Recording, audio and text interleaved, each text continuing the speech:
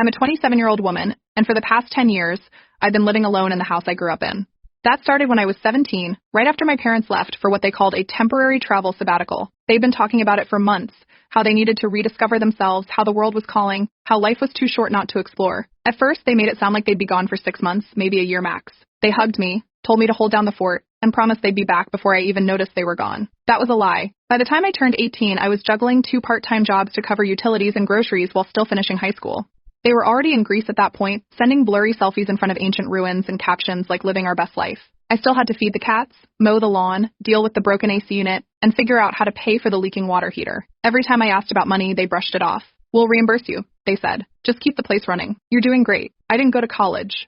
I had been accepted to a culinary program abroad that I'd dreamed of since I was 14. I didn't go. My parents said they couldn't afford to fly back and manage the house, that the animals were used to me, that it would be too disruptive if I left. I still have the acceptance email. Never deleted it. At first, it was little things, replacing light bulbs, managing the mail, feeding the cats, cleaning the gutters. But then the bills started coming. Property tax, insurance notices, plumbing repairs.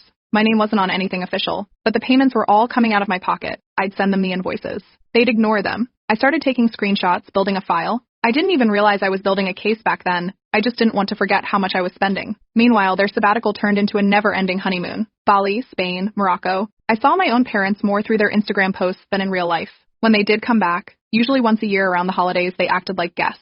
They didn't ask how I was doing or what I needed. They expected the guest room cleaned, the fridge stocked, the house warm. They even left their laundry behind when they flew out again. And every time they returned, they brought more stuff. Trinkets from Paris, masks from Ghana, carved boxes from Thailand. They filled up the closets, shoved my things aside, used up space in every room with souvenirs I never asked for. I started fixing the place up, not just because it needed it, but because I needed something to call mine. I saved for months and redid the kitchen myself, painted the exterior, paid for new flooring in the living room, got a new water heater. I wasn't living large, but I was making it work.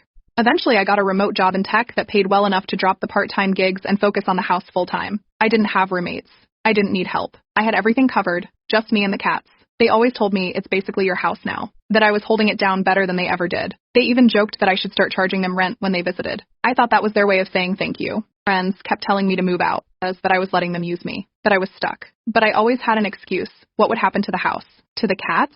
To the garden I started? I'd tell myself it was just temporary. Just a little longer. Just until they settled down and came home for good. A cousin of mine moved nearby a couple of years ago. We weren't close, but he'd stop by sometimes, always with comments like, "Man, this place is a museum," or "You're basically the caretaker now." I'd laugh it off, not knowing how literal that would become. Nobody in the family ever said anything about what I was giving up. No one asked why a 20-year-old girl was buying roof shingles instead of textbooks, or why she was filing taxes for a house she didn't own. I wasn't bitter. Not then. I was tired, but I thought